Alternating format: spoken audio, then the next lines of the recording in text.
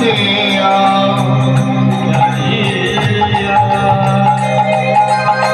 কৃষ্ণ প্রিয়ার প্রাণধন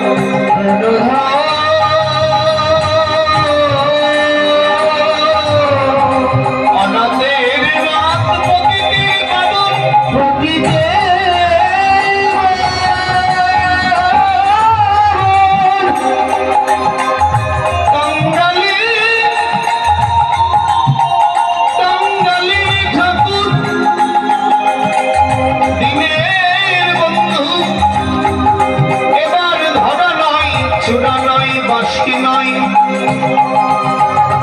এমনকি তার রাজ আবরণ খানা পরিত্যাগ করেছে, হাতে নিয়েছেন জীব শিক্ষার জন্য হরি নামের মালা, কৃষ্ণ নামের মালা। একদিকে হরি নাম, অন্যদিকে প্রেমের ডালি মাথায় করে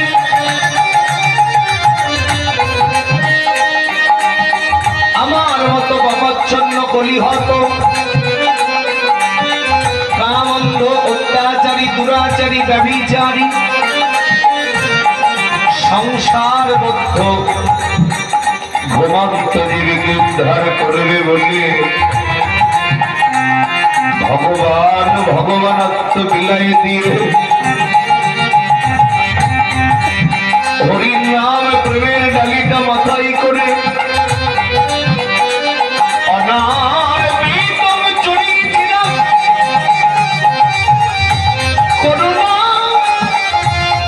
করুণায় অবতীর্ণ বলুক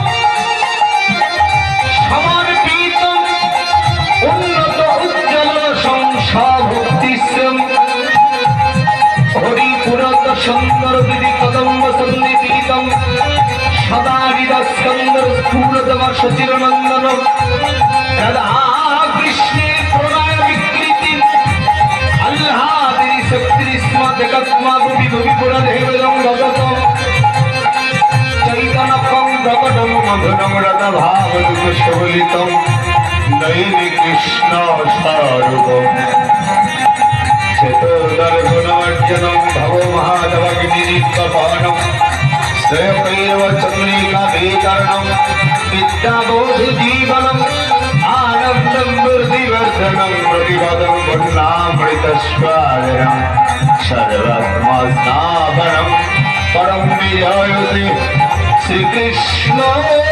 संकीर्तनो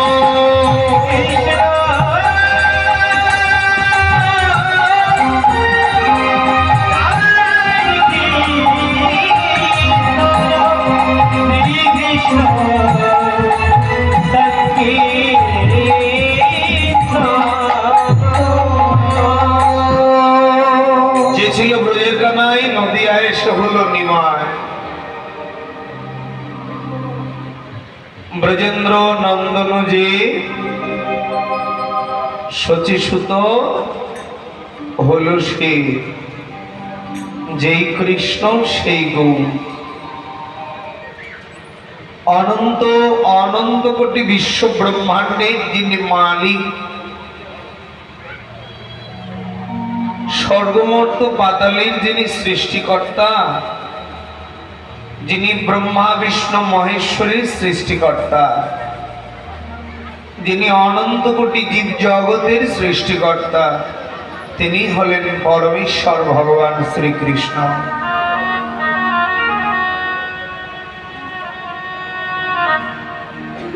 আর সেই ভগবান শ্রীকৃষ্ণ বৃন্দাবন লীলা বিশ্রাম দিয়ে রাধা গোবিন্দের মিলিত তনু শ্রী চৈতন্য মহাপ্রভু রূপে আবির্ভূত হলেন নদিয়ায়।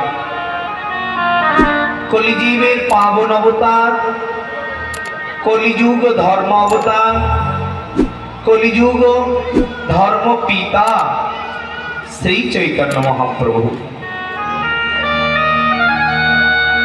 তাই মহাপ্রভুকে আগে বুঝতে হবে। শ্রীল কবিরাজ গোস্বামী চৈতন্য চরিতামৃত গ্রন্থ বললেন পাইয়া মনুষ্য জন্ম, যে না শুনে গৌর গুণ, তার জন্ম হেন ব্যর্থ হইল। বলছেন যার মানুষ কুলে জন্মে গৌরে রতি জন্মিল না, মানুষ কুলে জন্মে গৌর বলে কাঁদল না, মানুষ কুলে জন্মে গৌরের উপাসনা করিল না, তার মানব জন্মটাই বৃথা হয়ে গেল।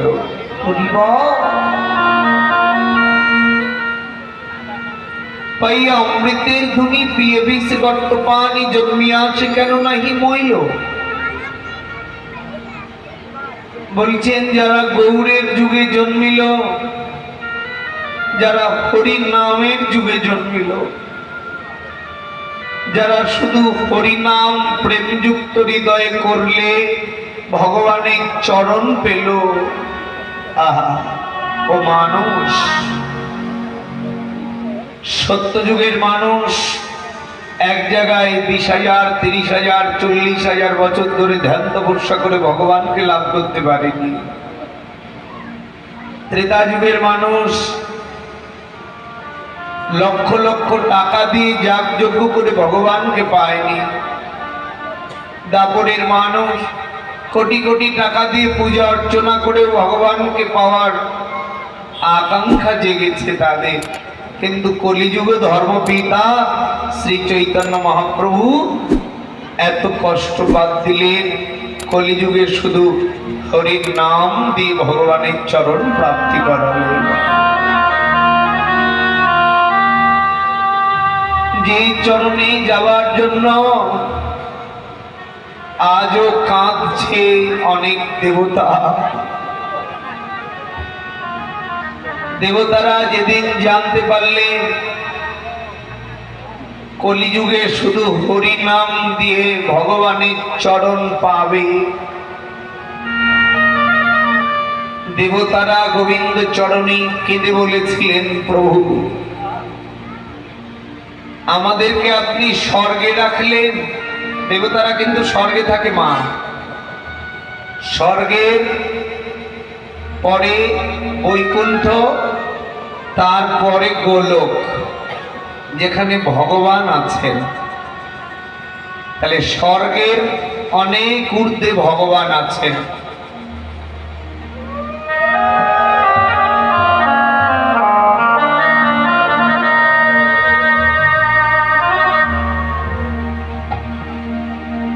তাই দেবতারা যখনই শুনেছিলেন কলিযুগে হরিনাম করে গোলকে যাওয়া যাবে, স্বর্গের দেবতারা অমৃত ভাণ্ডারটাকে নিয়ে, স্বর্গ সুখটাকে নিয়ে আমার গোবিন্দ চরণে দিয়ে বলেছিলেন, প্রভু হরিনাম করলে যদি তোমার চরণ পাওয়া যায় তাহলে আমাদের স্বর্গের প্রয়োজন নেই, এই নাও তোমার অমৃতের ভাণ্ডার, আমাদেরকেও মানুষ কুলে জন্ম দাও, আমরাও কৃষ্ণ নাম করে তোমার চরণে যাও।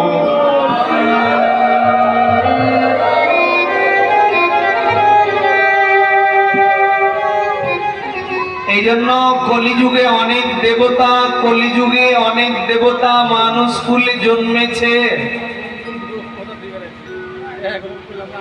অনেক দেবতা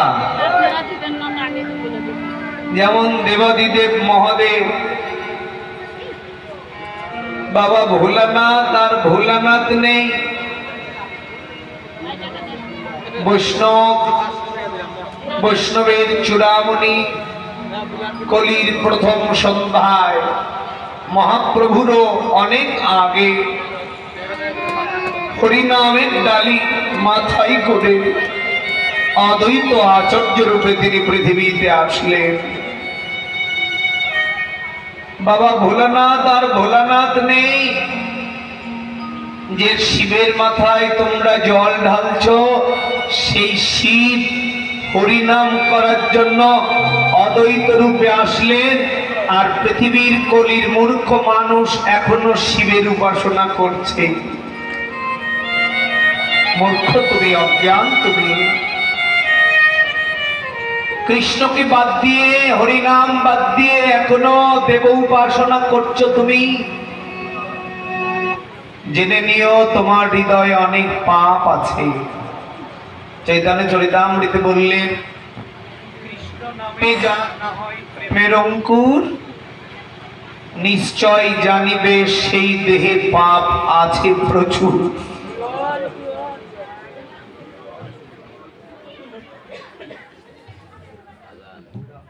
এই জন্য অনেক দেবতা কলিযুগে হরিনাম করার জন্য এসেছে।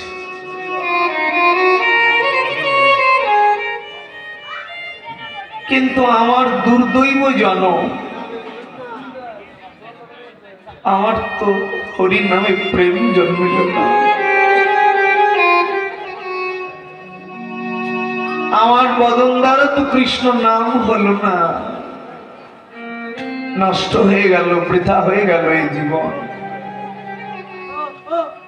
তাই কবিরাজ গোস্বামী লিখেছেন, মা পাইয়া অমৃতের ধ্বনি পিয়ে বিষ গর্ত পানি জন্মে আসে কেন লাগে মইল। বলছে যদি যৌবন পেয়ে হরিনাম করলে না তো শিশুকালে তোর মৃত্যু কেন হলো না রে?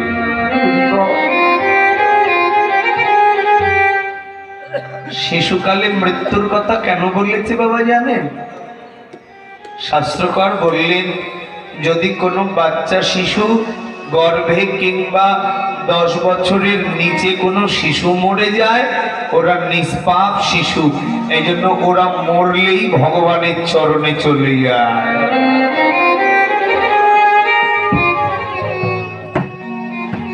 কবিরাজ গোস্বামী মিথ্যে কথা বলেননি, কবিরাজ গোস্বামী অনুচিত কথা বলেননি। তিনি বলেছেন, যৌবন পেয়ে যদি কৃষ্ণ ভজন করলি না তোর শিশুকালে মৃত্যু হলে ভালো হতো, পাপ হতো না, শিশুকালে মৃত্যু হলে ভগবানের চরণে যেত। যৌবনের অহংকারে সংসার দাবানলে পুরে পুরে মরলি মানুষ।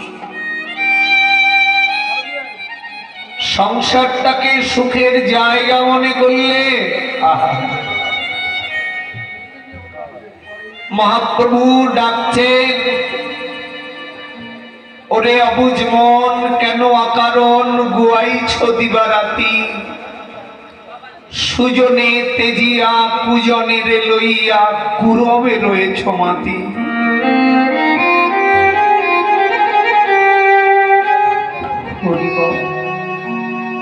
আপন ভাবিয়া আপন তেজিয়া আপন করিলি পর, আমার আমার করি আপন আপা সরি, না চিনিলি নিজ ঘর। তুমি যে ঘর বানিয়ে রেখেছো মানুষ, ওই ঘর যে তোমার ক্ষণিকে, যেখানে চিরস্থায়ী ঘর বানালে জন্ম জন্মান্তরে থাকার সুবিধা পাবে, এমন জায়গায় তো তুমি ঘর বানানোর চিন্তা করলে না। এই জন্য মহাপ্রভু এসে বললেন, আপন ভাবিয়া আপন তেজিয়া আপনি করিলি পর, আমার আমার করি আপন আপা সরি, না চিনিলি নিজ ঘর।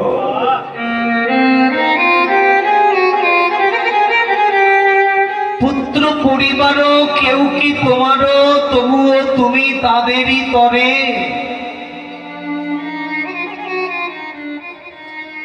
মহাপ্রভু কত সুন্দর কথা বলছেন। পুত্র পরিবার কেউ কি তোমার, তবুও তুমি তাদেরই তরে। অমৃত ভাবিয়া গরল খাইয়া মজে আছো সংসারে, যেমন মাকালের ফল দেখিতে সুন্দর, ভাঙিলে ভিতর কালো, তেমনি সংসারের সকলই অসারো, কিসে বা ভাবিছ ভালো।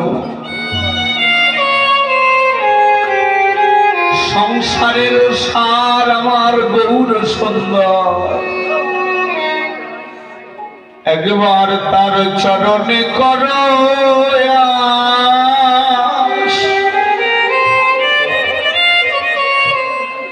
শ্রী গৌর বিহানে নামাবি মনে,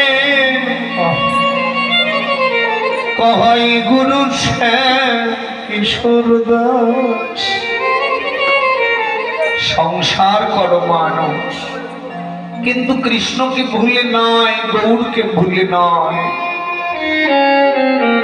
এক জন্মে কর্ম করবে, জন্ম জন্মান্তরে ভগবানের চরণে থাকবে, কৃষ্ণ ভক্ত মা পাবে। আহা, নরোত্তম দাস ঠাকুর মহাশয় লিখলেন, প্রভু হে,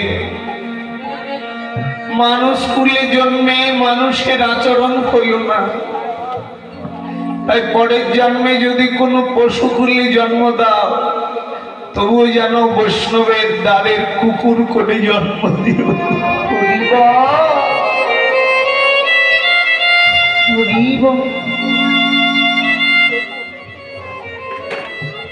আজ গৌর সুন্দর ধবলি শ্যামলী দুটি গাভীকে ডাকছেন। কেন ডাকলেন রে মা? বৃন্দাবনে এত গোয়ালিনীগণ ছিল, এত সাধক সাধিকা ছিলেন, এত উপাসনার নরনারী ছিলেন, কাউকে ডাকলেন না।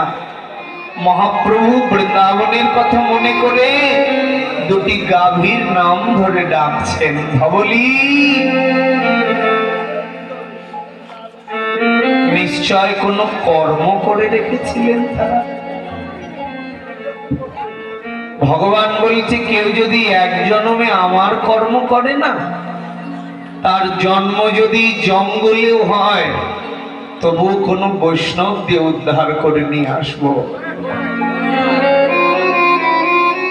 ভগবানের হৃদয় জায়গা একমাত্র কর্মের দ্বারা করতে হয়।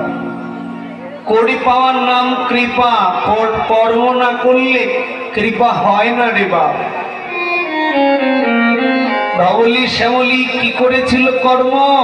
যে মহাপ্রভু যেই কৃষ্ণ সেই গৌর হয়ে সকালবেলা গাভী দুটিকে ডাকছে, তারা কি করেছিল জানে? বৃন্দাবনে যেদিন দেবতাদেরকে জানিয়ে দেওয়া হলো আমি আগত কলিকালে কৃষ্ণ সন্ন্যাস হব, রাধারানীকে জানিয়ে দিলেন।